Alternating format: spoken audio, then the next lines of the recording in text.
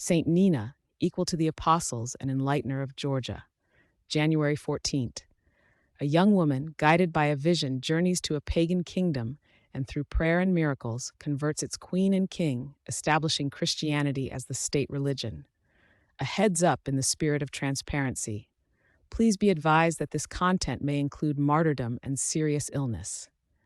Saint Nina, equal to the apostles and enlightener of Georgia, is commemorated by the Orthodox Church on January 14th.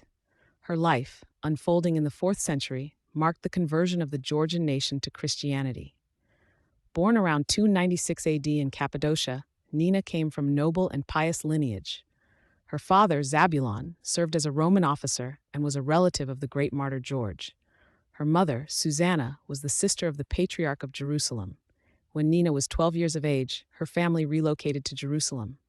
Her father entered monastic life in the wilderness, and her mother was appointed a deaconess.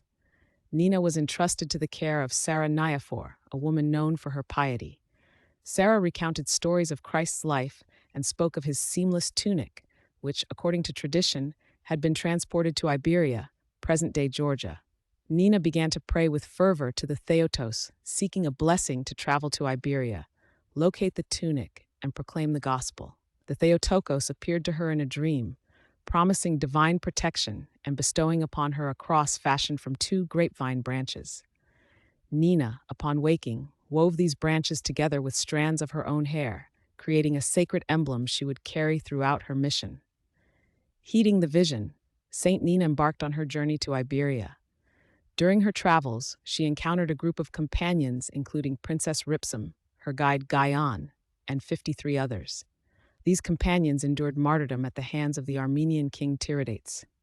Saint Nina, protected by God's providence, arrived alone in Mutsketa, the ancient capital of Georgia, around the year 319. She sought refuge in the dwelling of a royal gardener, where her devout life and prayers became known for their power to heal. The Queen of Georgia, Nana, suffered from a severe and incurable illness. Having heard of the Christian maiden's holy life and her prayers, the queen sent for Nina. Through her prayers offered to Christ, Saint Nina healed Queen Nana completely. Following this miraculous restoration, Queen Nana accepted Christ and became a zealous Christian. Her husband, King Mirian, however, remained devoted to pagan practices influenced by his Zoroastrian advisors. King Mirian III, a fervent idolater, was engaged in a hunt upon a mountain. Suddenly, an impenetrable darkness descended upon him, leaving him disoriented and filled with fear. In his distress, he invoked his pagan deities for assistance, but the darkness persisted. At last, recalling the power of the living God proclaimed by Nina, he prayed to Christ, vowing to convert if he were delivered from the darkness. Immediately, the sun reappeared, and the king found his way. True to his promise, King Mirian renounced idolatry. Following his conversion, King Mirian, guided by the counsel of Saint Nina, dispatched emissaries to Emperor Constantine the Great in Constantinople. He requested that a bishop and priests be sent to baptize the Georgian people. While awaiting their arrival, Saint Nina continued to preach the gospel throughout the kingdom. The king, queen, and their children received baptism, followed by the nobility and the general populace. Christianity was declared the state religion of Georgia.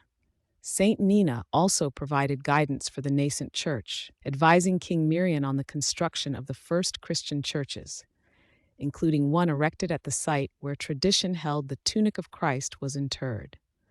After completing her apostolic labors, Saint Nina withdrew to the mountain pass of Bodbe. She reposed in the Lord around the year 335 and was buried there according to her request. King Mirian subsequently built a church over her grave, which later developed into a monastery in her honor.